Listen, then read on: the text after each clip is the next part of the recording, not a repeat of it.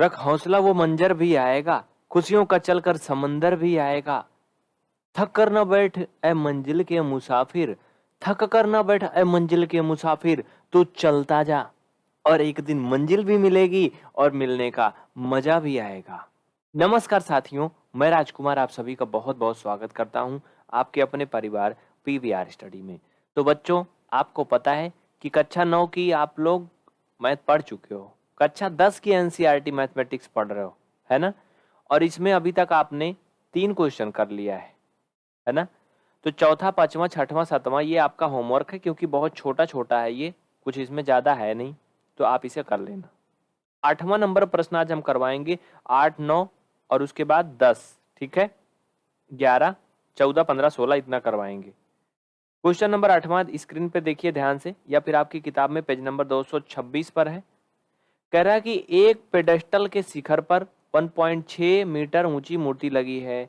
तो देखो बाबू, पेडेस्टल क्या है? एक प्रकार से एक कोई चबूतरा है, स्तंभ है, या फिर मेज है मान लो, हाँ कुछ है, कोई ऐसा प्लेस ऊंचा सा बनाया गया है जिसके ऊपर मूर्ति लगी है। आपने अक्सर देखा होगा बहुत जगह मूर्ति लगाई जाती है, कहीं मूर्ति लगी हो, चाहे वो महाराणा प्रताप जी की हो या सरदार भगत सिंह की हो, सरदार वल्लभ भाई पटेल जी की हो, तो मूर्ति जमीन पे तो लगती नहीं है। मूर्ति जहाँ लगाई जाती है, कोई बनाया जाता है कुछ, उसके ऊपर लगती है।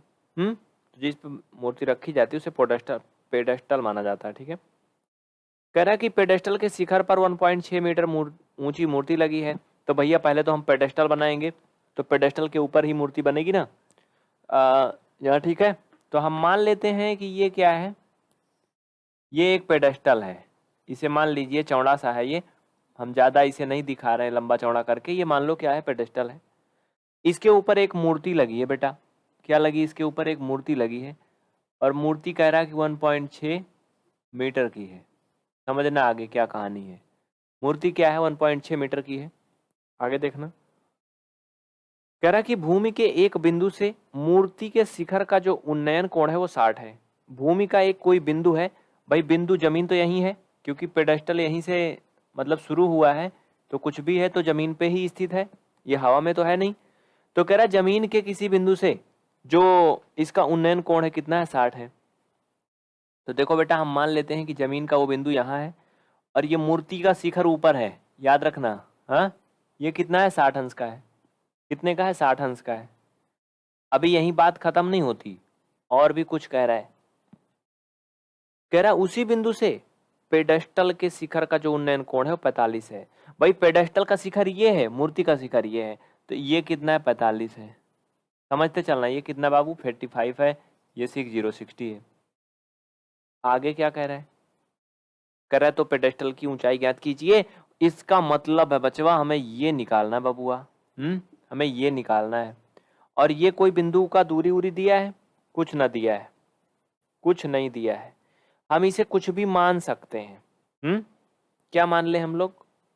यच मान लो, हाँ कुछ भी मान लो, दूरी को कुछ भी मान लो।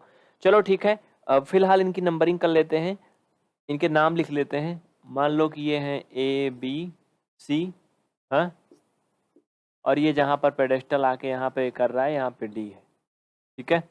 चलो देखो इसमें क्या क्या दिया है, अगर आप ध्यान दीजिए तो इसमें लंब और आधार दिया है। क्या दिया बाबू? लंब और आधार दिया है। यही दिया है ना। चलो मैं बताता हूं, लिखिए यहाँ पर दिया है, यहाँ पर लिखिए हल, लिखिए दिया है। इंग्लिश वाले लिखेंगे गिवन। क्या क्या गिवन है बेटा? इसमें अगर देखो तो एंगल सी एक जगह दिया है, एक एंगल का दिया है, सी दोनों जगह दिया है, और तो मुझे नहीं लग रहा कुछ ज्यादा दिया है। हाँ, शिखर का जो मूर्ति का ऊंचाई है, मूर्ति दी है 1.6।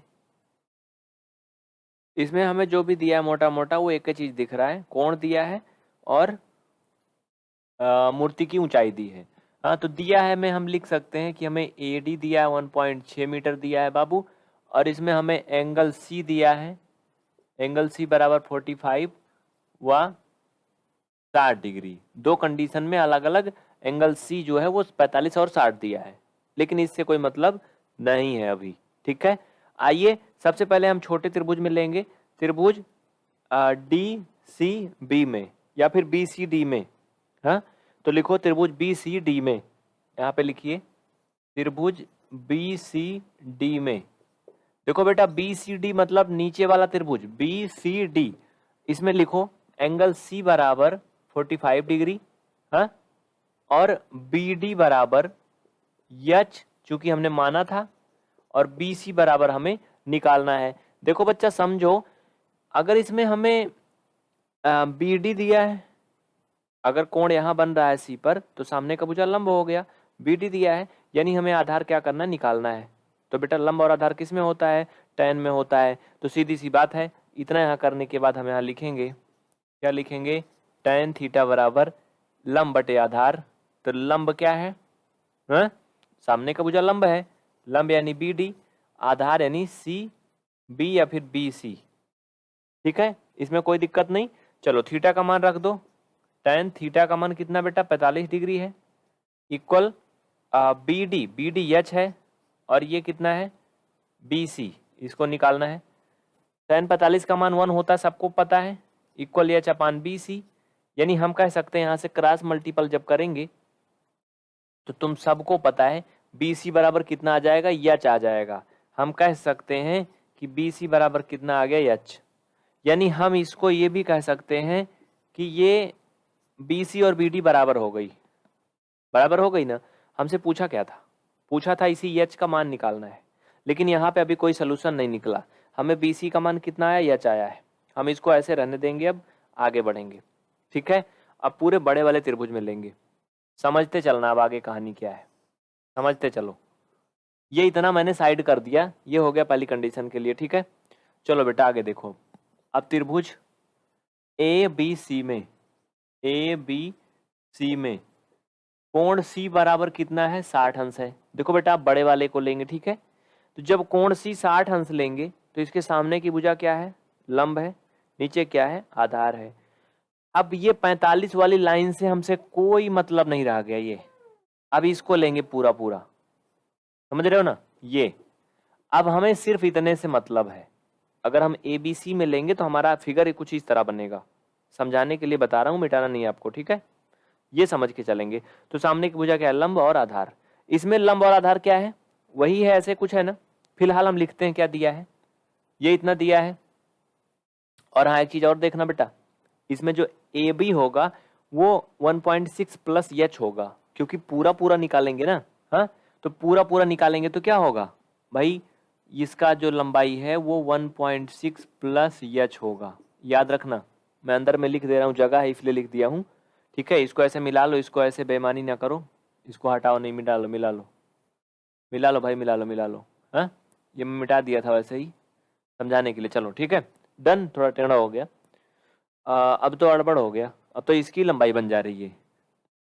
आप समझते चलो, लिखो या ना लिखो, 1.6 और ये एच दोनों को जोड़ेंगे तभी तो पूरा पूरा निकलेगा। ठीक है, चलो ये दिया है, इसमें बेटा ए बी दिया है, ए बी क्या दिया है 1.6 प्लस एच, ठीक है। और इसमें बी सी दिया है, बी सी एच दिया है। चलो इसमें कोई दिक्कत नहीं किसी को, ए डी 1.6 जो है समथिंग दिया ही है। चलो ठीक है, लंब बटे आधार, इसमें भी tan लगेगा, tan थीटा इक्वल लंब बटे आधार, लंब बटे आधार। तो बेटा tan थीटा का मान 60 अंश है, लंब का मतलब ए बी का मतलब 1.6 प्लस एच, आधार का मतलब बी सी का मतलब एच। ठीक है, देखो बाबू इसका मान क्या है, tan 60 का मान तुम सबको पता है, √3 होता है। क्या होता है, √3 होता है, इसका मान रख दो, इक्वल 1.6 प्लस एच अपान एच। क्रॉस मल्टीपल करेंगे तो √3 एच इक्वल 1.6 प्लस एच। अब समझना, इनको आपस में घटाएंगे, क्या करेंगे, सब ट्रैक करेंगे, थोड़ा सा समझना। तो ये हो जाएगा √3 H minus H equal 1.6, H common लेंगे, √3 माइनस 1 इक्वल 1.6। समझते चलना। यहां से देखो बेटा, अब हमें क्या करना है, एच की वैल्यू फाइंड करना है। अगर हम एच निकालेंगे तो क्या होगा, ये इधर जाएगा, भाग में हो जाएगा फाइनल में। इसके बाद हम यहाँ हल करेंगे तो एच का मान हो जाएगा बेटा 1.6 अपान अंडर रूट 3 माइनस 1। ठीक है, नीचे वर्गमूल में आंसर नहीं लिखते हैं, इसलिए इसमें क्या करेंगे, इसका जस्ट अपोजिट करके, चिन्ह का अपोजिट करके ऊपर नीचे गुणा कर देंगे, अंडर रूट 3 प्लस 1 और नीचे अंडर रूट 3 प्लस 1। ठीक है, समझ में आ रहा है ना। इसके आगे हल करेंगे। अब तुम सबको पता है क्या होने वाला है, मल्टीपल करो फटाफट फटाफट, जल्दी जल्दी कर डालो। सबको पता है इनका गुणा होगा तो इसमें कुछ होने वाला है नहीं। तो ये हो जाएगा 1.6 इंटू अंडर रूट 3 और प्लस का 1। नीचे देखो ये प्लस माइनस बन गया, ए प्लस बी ए माइनस बी, ए का स्क्वायर माइनस बी का स्क्वायर, यानी रूट 3 का स्क्वायर 3 हो जाएगा, माइनस बी मतलब 1, यानी 3 माइनस 1। कहने का मतलब क्या आएगा, 2 आएगा। बस हो गया फाइनल, हल कर लो। इसको देखो बेटा, घटाएंगे तो 2 आएगा। आगे जगह मुझे कम लग रही ना, लेकिन मैं यहाँ से कर सकता हूँ, इतनी जगह है। ठीक है, तो ये हो जाएगा 1.6 अंडर रूट 3 और प्लस का 1 अपान नीचे 2। समझते चलना, मैं स्टेप बाय स्टेप बता रहा हूँ। यहाँ के बाद में यहाँ लिखा है मैंने, यहाँ के बाद आगे यहाँ लिखा है, और यहाँ के बाद फिर यहाँ लिख रहे हैं। अब 2 से ये कटेगा बेटा, तो ये आएगा 0.8 और अंडर रूट 3 धन 1। ये इतना आंसर हो गया, इसके आगे इसमें कुछ नहीं होगा। समझ में आया। इस तरह से आपका क्वेश्चन नंबर ये 8वां खत्म हुआ। कोई डाउट है तो बता दीजिए मुझे जल्दी से, मैं सामने से हट गया हूँ, एक बार फिर से बता देता हूँ। पहले हमने यहाँ से हल किया, जो लाइन इधर साइड खींची है तिरछा मिर्छा, इसके इधर वाला सब किया, बाई साइड वाला। उसके बाद दूसरे त्रिभुज के लिए यहाँ ऊपर से हल किया, यहाँ तक एच का मान यहाँ इतना आया है। फिर यहाँ से हम इसको ले जाके इधर साइड हल किए हैं इतना, और फिर इधर आगे गए हैं। ठीक है, और फिर नीचे आए हैं यहाँ तक, और यहाँ के बाद फिर इसको लिखे। हो गया, कोई दिक्कत तो बता दीजिए, नहीं ना। चलें अगला, नेक्स्ट क्वेश्चन देखिए, ध्यान दीजिए अगला।